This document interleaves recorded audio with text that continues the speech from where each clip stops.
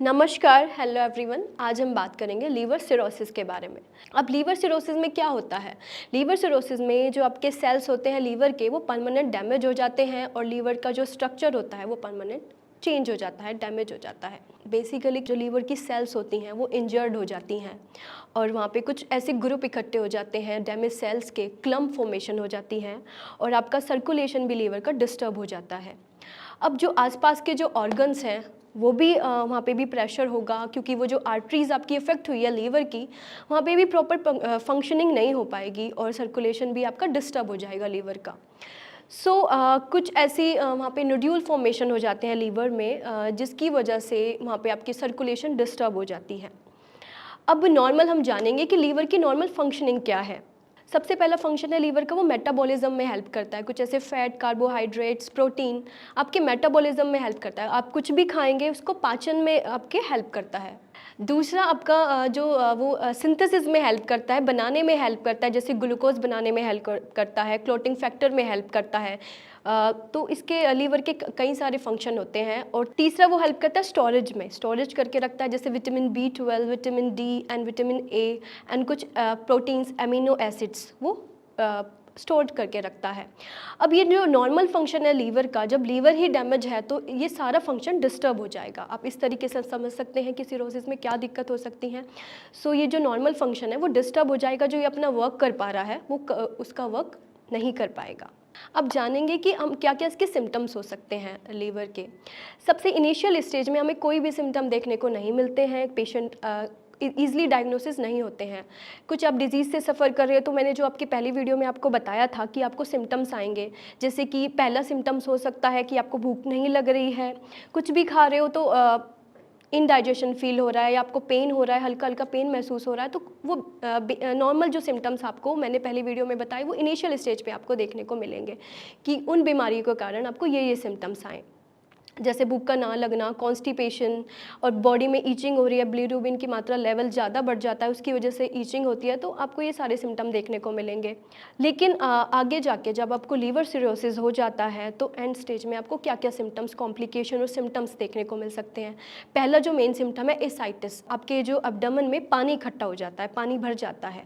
वो किसके कारण बढ़ता है? जब आपके प्रोटीन लेवल कम हो जाती है बॉडी में, क्योंकि लीवर, मैंने अभी आपको बताया लीवर का फंक्शन क्या होता है, प्रोटीन बैलेंस करके चलता है हमारी बॉडी में। और जब आपका प्रोटीन ही कम है लीवर में तो वो आपका कम होने के कारण आपके पेट में पानी इकट्ठा होना स्टार्ट हो जाता है, जिसको हम एसाइटस बोलते हैं। फ्लूइड इकट्ठा होना स्टार्ट हो जाता है। सेकेंड सिम्टम आपको आ सकता है जॉन्डिस का, कि आपकी बॉडी पूरी येलो है, स्क्लेरा है आई का, वो येलो है। मैंने पिछली वीडियो में बताया जो सिम्टम्स होंगे जॉन्डिस के वो देखने को मिल सकता है। थर्ड जो मेन इसका जो सिम्टम है वो है पोर्टल हाइपरटेंशन। अभी मैंने आपको बताया जब लीवर की सर्कुलेशन डिस्टर्ब हो जाती है आपको पोर्टल हाइपरटेंशन के सिम्टम्स आएंगे कि आसपास के जो आपके जो ऑर्गन्स है लीवर के आसपास में, जैसे पैंक्रियाज हुआ, स्प्लीन हुई, तो इन पे आपको प्रेशर पड़ेगा। जब आपका सर्कुलेशन करेगा, बॉडी में सर्कुलेशन चलेगी, लीवर डिस्टर्ब है ऑलरेडी आपका, वहाँ पे डिस्टर्बेंस आ जाएगी सर्कुलेशन में, जिसे हम बोलते हैं पोर्टल हाइपरटेंशन।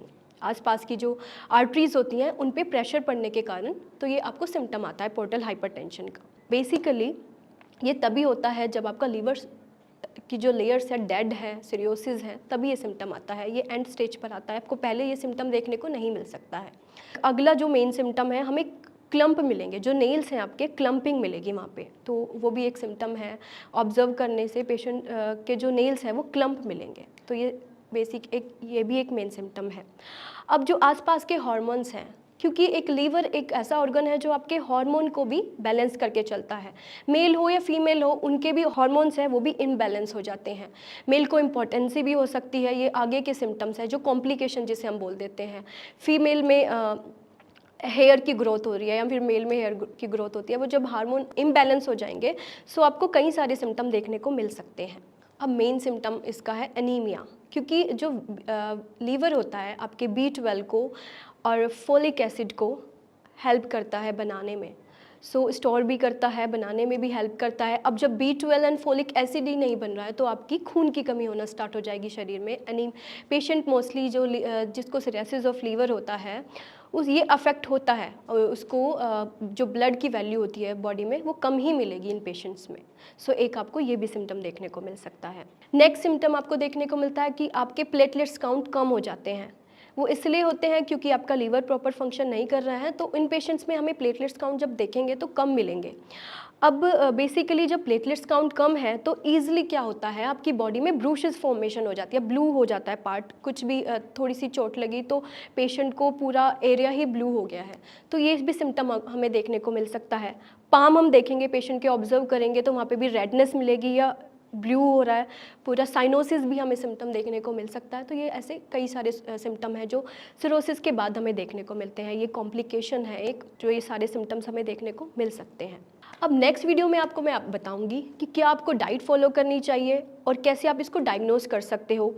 अगर आप बेसिकली मेरी एक राय है, अगर आपको कोई प्रॉब्लम है लीवर की, अगर आप पहले ही उसको ठीक कर लेते हो तो आगे जाके ये लीवर ऑफ सिरोसिस आपको देखने को नहीं मिल सकता है। कोई अल्कोहल ले रहा है तो उसको पहले ही अवॉइड कर दे। अगर आप एकदम से अल्कोहल नहीं अवॉइड कर सकते तो उसकी क्वांटिटी को कम कर दें।